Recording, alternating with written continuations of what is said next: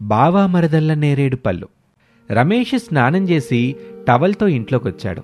తల్లి శారద నీళ్లకుండ పట్టుకొని అప్పుడే ఇంట్లోకొచ్చింది. కొడుకుని, గోడకున్న వాచ్ని చూసింది. ఏంటి బాబూ, ఈరోజు ఇంత తొందరగా స్నానం చేశావు? నువ్వు పనిచేస్తున్న మెకానిక్ షాప్ దగ్గరికి తొందరగా వెళ్ళాలా? తొందరగా వెళ్లే పనుందమ్మా, కానీ మెకానిక్ షాప్కి కాదు, రైల్వే స్టేషన్కి వెళ్ళాలి. శారద కొంచెం ఆశ్చర్యంగా, రైల్వే స్టేషన్కి వెళ్ళేదుందా? ఎందుకు బాబూ? మాకు చెప్పకుండా డబ్బులు సంపాదించడానికి పట్నం పోతున్నావా? అయ్యో అమ్మ, మీ అందరినీ వదిలిపెట్టి నేనెక్కడికి వెళ్తాను చెప్పు. అనామిక చెల్లెలు అనుపమ సిటీ నుంచి వస్తుంది కదా, తనను తీసుకురావడానికి రైల్వే స్టేషన్కి వెళ్తున్నాను. అందుకే ఇంత పొద్దున్నే స్నానం చేశానమ్మా. రైలు బండి వచ్చేది 10 గంటలకు కదా బాబూ. ముందుగా వెళ్ళి అనుపమ కోసం ఎదురు చూస్తూ ఉంటానమ్మా, అనామికకి చెప్పు అని రమేష్ బెడ్రూంలోకి వెళ్ళాడు. శారద నీళ్లకుండ పట్టుకొని కిచెన్లోకి వెళ్ళింది. జీతం ఎత్తున్న మెకానిక్ షాప్కి ఏనాడు టైంకి వెళ్ళింది లేదు గాని, సిటీ నుంచి మరదలు వస్తుందని తెలియగానే పొద్దున్నే లేచాడు. 8 గంటలకి స్నానం చేశాడు. కూరగాయల కోసం వెళ్ళిన కోడలు అనామిక వచ్చుద్ది కదా, అప్పుడు చెప్తాను అని అనుకుంటూ వంట చేస్తూ ఉండగా రమేష్ రెడీ అయ్యి అద్దం ముందు నిలబడ్డాడు. అద్దంలో తనని తాను చూసుకుంటూ ఉంటాడు. వరెవ్వరామ్, ఇంత అందం ఇన్నాళ్ళుగా ఎక్కడ దాచిపెట్టావురా? నిన్నిలా నీ మరదలు అనుపమ చూసిందంటే బావా ఐ లైక్ యూ అంటుంది. అవసరం అనుకుంటే లవ్ కూడా చేస్తుంది. అనామిక వచ్చేలోపు ఇంట్లోంచి వెళ్ళిపో అని అనుకొని రమేష్ బయటకొచ్చి తన బైక్ మీద అనుపమ కోసం వెళ్ళిపోతాడు.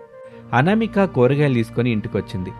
బయట అనామికకి బైక్ కనిపించలేదు. మా వారు ఇంత పొద్దున్నే తను పనిచేస్తున్న మెకానిక్ షాప్కి వెళ్ళినట్టున్నాడు అని అనుకుంటూ కిచెన్లోకొచ్చింది. అత్తయ్య, నేను రెడీ అవుతాను అని అనామిక వెళ్ళిపోతుంది. రమేష్ రైల్వే స్టేషన్లో అనుపమ కోసం వెయిట్ చేస్తూ ఉంటాడు. ఏ మాట కామాటి చెప్పుకోవాలి, అనామికలా చీరలో కాకుండా తన చెల్లి అనుపమ మోడర్న్ డ్రెస్లో చాలా అందంగా ఉండే ఉంటుంది.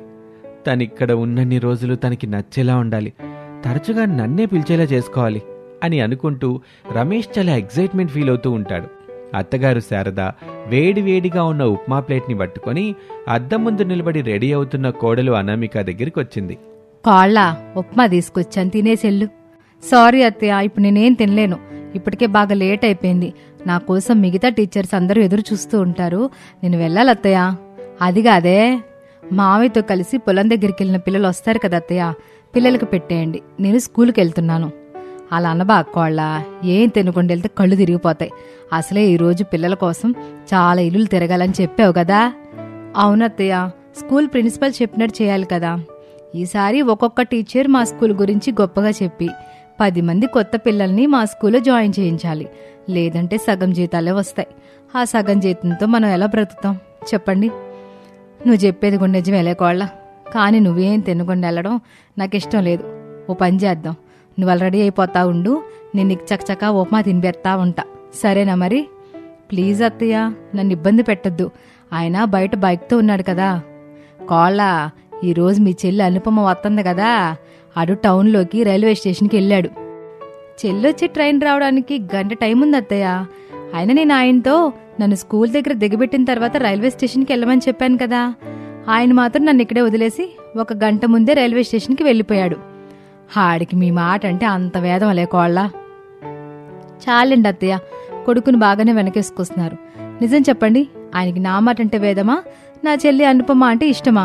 శారద ఏమీ మాట్లాడకుండా ఉంటుంది. అనామిక హ్యాండ్ బ్యాగ్ వేసుకుని కోపంగా వెళ్ళిపోతుంది.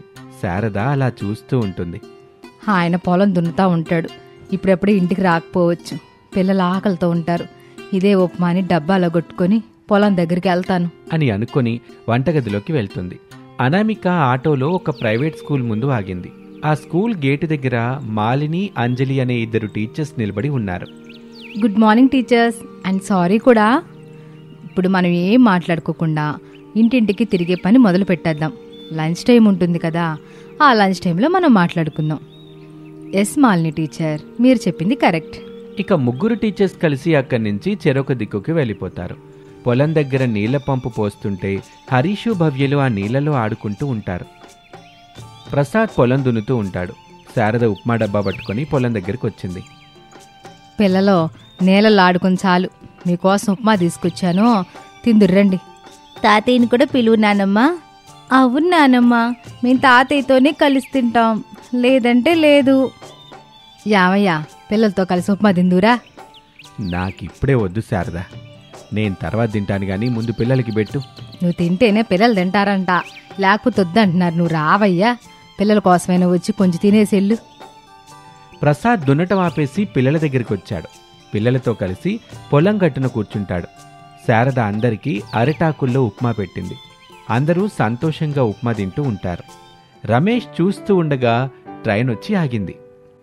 ఇంకా అనుపమ ట్రైన్ దిగటం లేదు అని అనుకుంటూ ఉండగా అందమైన చీరకట్టులో పొడవాటి జుట్టు వేసుకొని అనుపమ ట్రైన్ దిగింది. రమేష్ కొంచెం సాడ్గా ఫేస్ పెట్టి అనామిక కంటే అందంగా ఉండటంతో హ్యాపీగా ఫీల్ అయ్యాడు. అనుపమని బైక్ మీద ఎక్కించుకొని ఇంటివైపు వెళ్తూ ఉంటాడు. అనుపమ, నేను బైక్ని స్పీడ్గా డ్రైవింగ్ చేస్తూ ఉంటాను, నన్ను గట్టిగా పట్టుకో. అలాగే బావా. అనుపమ రమేష్ని గట్టిగా పట్టుకుంది. రమేష్ సంతోషపడుతూ బైక్ని ముందుకు పోనిస్తూ ఉంటాడు. అనామిక ఒక్కొక్క ఇంటికి వెళ్ళి తన స్కూల్ గురించి చెప్తూ చదువుకునే పిల్లల పేర్లు రాసుకుంటూ ఉంటుంది. ఇక రమేష్ అనుపమాని తీసుకుని ఇంటికొచ్చాడు. ఇంటికేమో తాళం వేసి ఉంటుంది. ఇంటికి తాళం ఉందేమిటి బావా? అను, మీ అక్క అనామిక స్కూల్ టీచర్ కదా, స్కూల్కి వెళ్ళింది. ఇక అమ్మా నాన్న పిల్లల్ని తీసుకుని పొలం దగ్గరికి వెళ్ళారు. ఇప్పుడు ఇంట్లో మనమే ఉంటాం, ఇద్దరం సరదాగా మాట్లాడుకోవచ్చు. బావా, మనం కూడా పొలం దగ్గరికి వెళ్దాం. ఇంటి దగ్గర మన ఇద్దరం ఏం చేద్దాం? సరదాగా ఇద్దరం కలిసి అంత్యాక్షరి ఆడుకుందామను. లేదు బావా, నేనైతే పొలం దగ్గరికి వెళ్తున్నాను. నువ్వొస్తేరా, లేదంటే లేదు. వస్తున్నానులే, ఆగను. అనుపమ లగేజ్ని ఇంట్లో పెట్టేసి అనుపమని బైక్ మీద ఎక్కించుకొని పొలం దగ్గరికి వెళ్తాడు. శారద, ప్రసాదు పిల్లలు అనుపమతో ప్రేమగా మాట్లాడుతూ ఉంటారు. అను, మనం అలా బైక్ మీద చెరువుగట్టు మీద వెళ్తూ పొలాలన్నీ చూద్దాం పదా. నేనెక్కడికి రాను బావా, ఇక్కడే పిల్లలతో ఉంటాను. పద పిన్ని, మనం నేరేడు పళ్ళు కోసుకోవచ్చు. అవును పిన్ని, నేరేడు పళ్ళని కోసుకుందాము. వాటిని తింటుంటే భలే రుచిగా ఉన్నాయి. పదండి పిల్లలు. పిల్లల్ని తీసుకుని నేరేడు పళ్ళ చెట్టు దగ్గరికి వచ్చింది. నేరేడు పళ్ళు పైకుంటాయి. పిల్లలకి అనుపమకి అవి అందవు. పిల్లలు అనుపమ ఎగిరి అందుకోవాలని చూస్తూ ఉంటారు, కానీ ఎంత ప్రయత్నం చేసినా అవి అందవు. రమేష్ వాళ్ళ దగ్గరికి వచ్చాడు. అను, నువ్వెంతలా కష్టపడ్డా నేరేడు పళ్ళు కొయ్యలేవు. నేను ఎత్తుకుంటాను, నువ్వు ఆ నేరేడు పళ్ళు కొయ్యి, అందరం తిందాం. సరే బావా, వచ్చి ఎత్తుకో. రమేష్ హ్యాపీగా ఫీల్ అవుతూ అనుపమని ఎత్తుకుంటాడు. అనుపమ నేరేడు పళ్ళు కోస్తూ ఉంటుంది. అప్పుడే అక్కడికి అనామిక వచ్చింది. బావా మరదల్ల నేరేడు పళ్ళని చూసింది. కోపంగా చెల్లి అని గట్టిగా అరిచింది. రమేష్ అనామికాని చూసి భయంతో అనుపమని వదిలిపెట్టేశాడు. అంతే, అనుపమ కింద పడింది. గట్టిగా అక్క, నొప్పి, కాలు పట్టేసినట్టుంది. అనామిక రమేష్ని కోపంగా చూస్తూ మెకానిక్ షాప్కి ఎప్పుడు టైంకి వెళ్ళింది లేదు. నా చెల్లి వస్తుందనగానే శారద మధ్యలోనే కల్పించుకొని 7 గంటలకి లేచి 8 గంటలకే స్నానం చేసుకుని రైల్వే స్టేషన్కి వెళ్ళాడు. నన్ను స్కూల్ దగ్గర దిగబెట్టిన తర్వాత కదా మిమ్మల్ని రైల్వే స్టేషన్కి వెళ్ళి మా చెల్లిని ఇంటికి తీసుకురమ్మని చెప్పాను. మీరు మాత్రం నన్ను ఇంటి దగ్గరే వదిలిపెట్టి మా చెల్లెల కోసం రైల్వే స్టేషన్కి వెళ్ళావు. రమేష్ ఏవి మాట్లాడకుండా తలదించుకొని ఉంటాడు. మీ బావ మరదళ్ళకి ఏం శిక్ష వేయాలో నాకు బాగా తెలుసు. మిగిలిన నేరేడు పళ్ళని కోసుకొని తమరి ఇంటికి వచ్చేయండి, మేము ఇంటికి వెళ్తున్నాం. అనామిక అందరినీ తీసుకొని ఇంటికి బయలుదేరింది. రమేష్ చెట్టెక్కి నేరేడు పళ్ళు కోస్తూ ఉంటాడు. అలా ఆ రోజు గడిచిపోతుంది. మరుసటి రోజున రమేష్ పాత బట్టలేసుకుని రోడ్డు మీద ఒక తోపుడు బండి మీద నేరేడు పళ్ళు అమ్ముతూ ఉంటాడు. అతనికి కొంచెం దూరంలో అనామిక నిలబడి రమేష్ని గమనిస్తూ ఉంటుంది. అలా రమేష్ నేరేడు పళ్ళని అమ్ముతూ ఉంటాడు. రోజులు గడుస్తూ ఉంటాయి.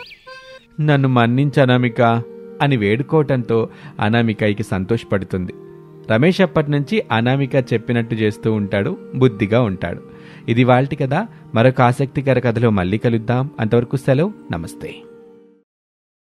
రిచ్ కోడలి స్విమ్మింగ్ పూల్. పెద్ద మట్టి ఇంట్లో డబ్బున్న కోడలు అనామిక కాపురం ఉంటుంటే పక్కనే ఉన్న చిన్న మట్టింట్లో పేద అత్తగారు శారద కాపురం ఉంటుంది. డబ్బున్న అనామికకి డబ్బులేని శారదకి ఏమాత్రం పడేది కాదు. రెండిళ్ల మధ్య అడ్డుగా గోడ ఉండటం వల్ల చూపులతోనే ఒకరిని ఒకరు భయపెట్టాలని చూసుకునేవాళ్ళు. నోటికొచ్చిన మాటలు అనుకుంటూ అలసిపోయేవాళ్ళు.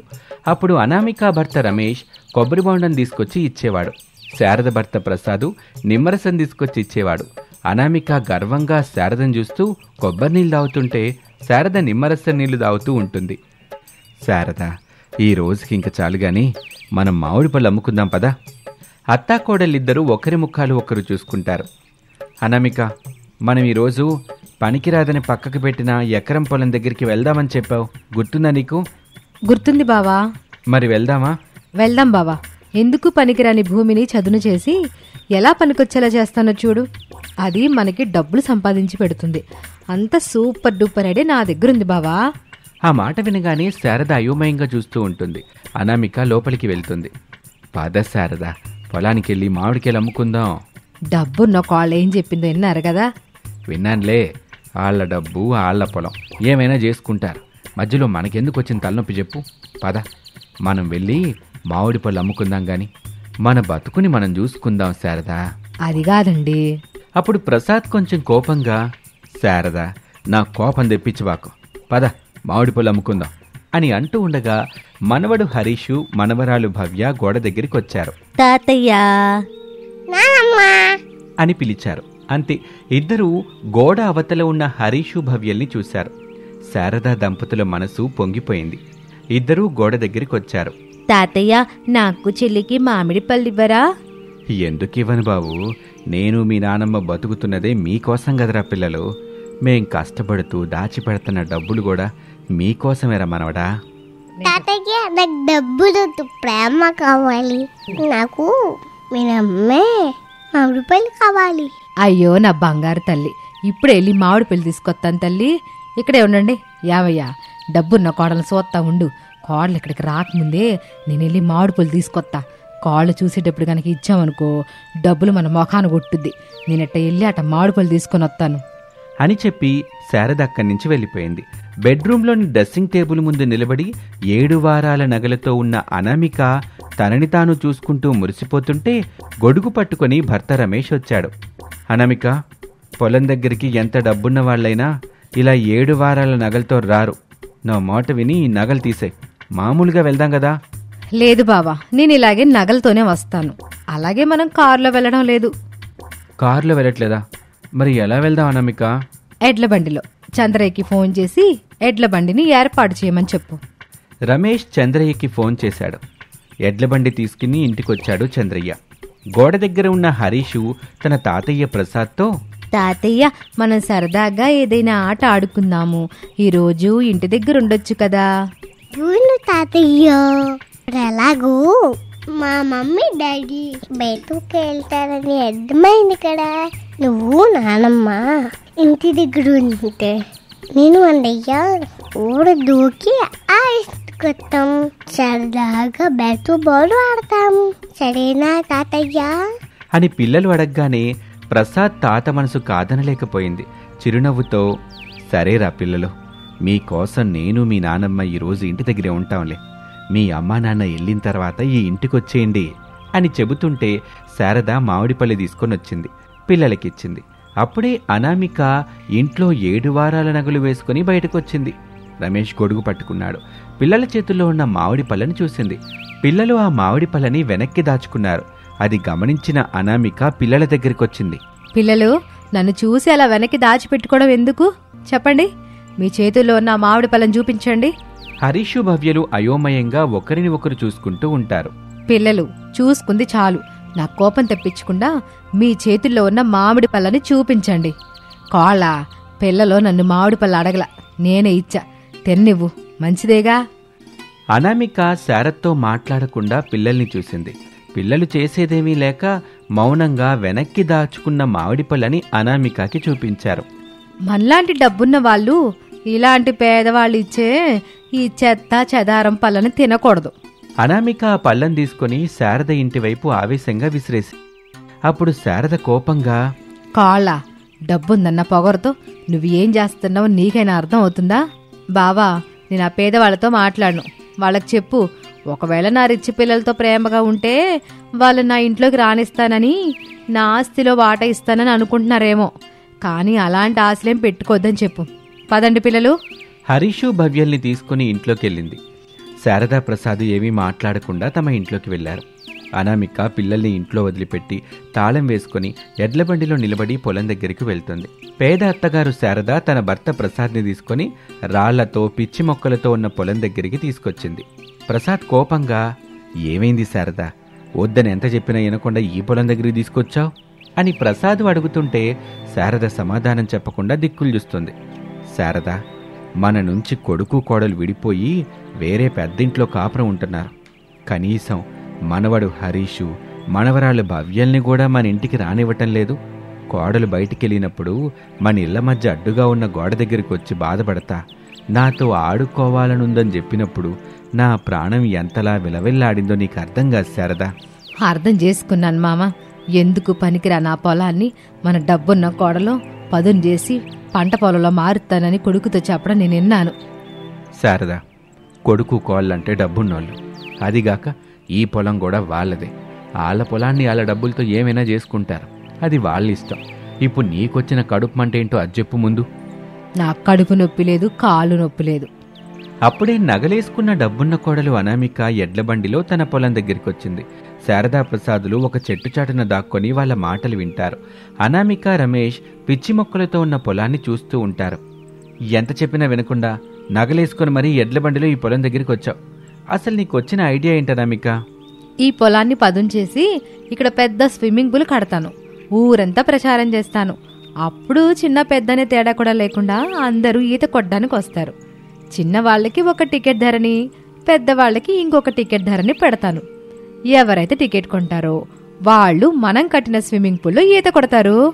చెట్టు చాటున శారదా ప్రసాదులు ఆ మాట వింటారు. తెలిసిందిగా శారదా, ఇంక మనం ఇక్కడి నుంచి వెళ్ళిపోదామా? వెళ్ళిపోదాం. శారదా ప్రసాద్ దంపతులు అక్కడి నుంచి బయలుదేరారు. అనామిక, రమేష్ ఇంకా పొలం గురించి మాట్లాడుకుంటూ అక్కడే ఉంటారు. ఓ 2 రోజుల తర్వాత డబ్బున్న పొగరబోతు అనామిక పొలాన్ని చదును చేసి అందమైన స్విమ్మింగ్ పూల్ కట్టించింది. రమేష్ మైక్ పట్టుకొని ఎడ్లబండిలో ఊరంతా తిరుగుతూ అనామిక కట్టించిన స్విమ్మింగ్ పూల్ గురించి చెప్తూ ఉంటాడు. శారద వాళ్ళు కూడా వింటారు. పనికిరాని పొలాన్ని చదును చేసి స్విమ్మింగ్ పూల్ కట్టించావు కదా కోళ్ళ, నీ స్విమ్మింగ్ పూల్ని ఎట్టా నడిపిస్తావో నేను చూస్తా. స్విమ్మింగ్ పూల్ కడతావా? Swimming pool.